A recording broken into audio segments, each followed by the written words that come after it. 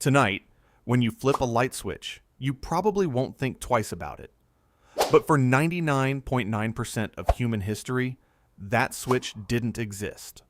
For over 300,000 years, your ancestors spent half their lives in a darkness so thick they couldn't even see their own hands. And it turns out, that darkness made us who we are. The campfire revolution. The discovery of fire didn't just keep us safe from predators. It literally restructured the human brain. For the first time, a circle of light pushed back against the darkness. 30 feet of light. That's all it took to transform us from prey into storytellers. Anthropologists studying modern hunter-gatherers have found that firelight hours are when the most important conversations happen. Not about survival, about myths, social rules, and who they were as a people. This nightly ritual built the first human cultures, one story at a time. The lost sleep pattern.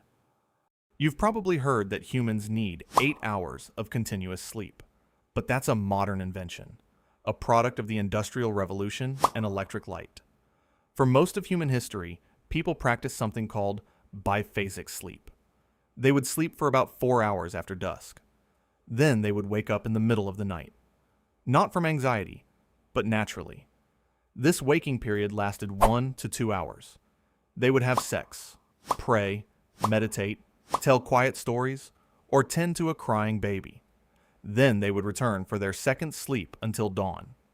Historians have found references to this first sleep and second sleep in documents from ancient Rome to 19th century England. If you've ever found yourself wide awake at 2 a.m., scrolling through your phone, your body isn't broken, it's just remembering.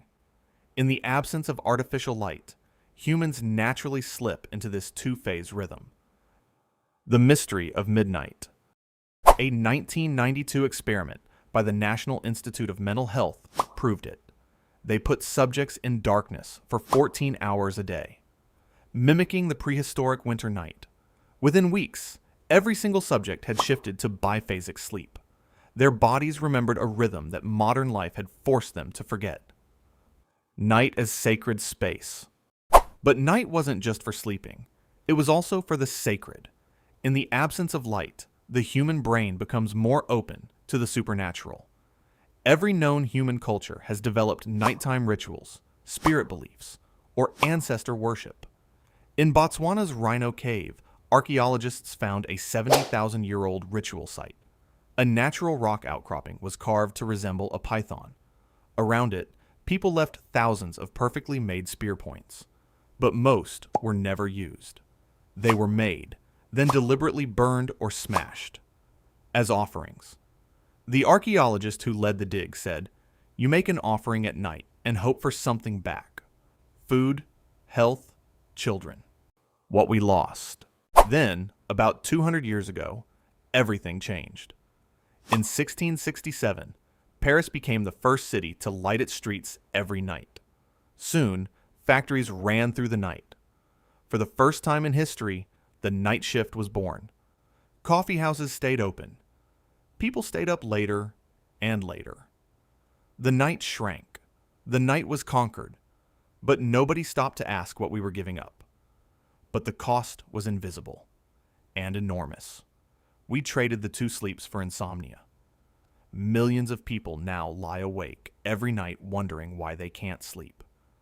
We traded the campfire circle for scrolling alone in bed. Connection became a screen. Community became a feed. We traded sacred darkness for the dull orange glow of the street lamp. We dimmed the stars without even noticing, and we forgot what the dark was for. Tonight, try something different. Turn off the lights. Put down your phone. Let the darkness in. Listen. Can you hear it? The fire? The stories? The second sleep? It's still there, waiting for us to come back.